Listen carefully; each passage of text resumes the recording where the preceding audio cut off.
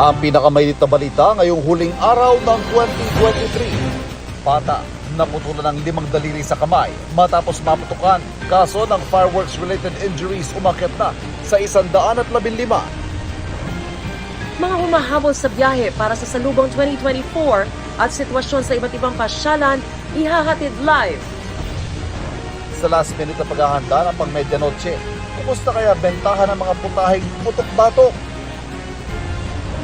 Lalaking binugbog umano, natagpo ang patay sa creek sa Las Piñas. Suspect, mga opisyal daw ng barangay. Ngayong deadline ng consolidation para sa PUB modernization, ilang jeepney driver humabol, pero grupong piston nanindigan sa pagtutol. Ilang Sparkle at Kapuso stars, paano sinulit ang holiday vacation? At ang tips para safe at hindi ma-stress ang inyong fur babies ngayong New Year, gaya ng soundproof na safe house.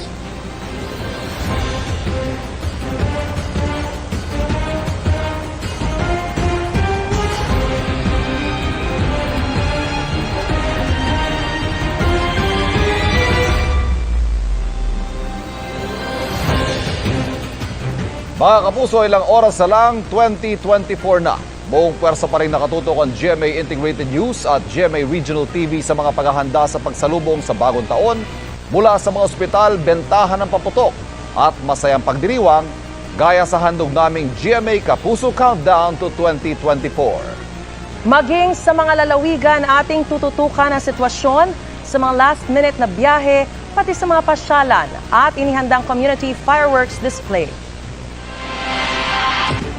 Magandang hapon po, 115 na ang mga napuruhan ng paputok ilang oras bago ang pagsalubong sa bagong taon. Kabilang dyan, 4 taong gulang na batang naputulan ng mga daliri sa kamay.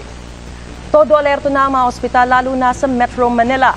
Mula sa Jose R. Reyes Memorial Medical Center sa Maynila, nakatutok live si Ma'am Gonzalez.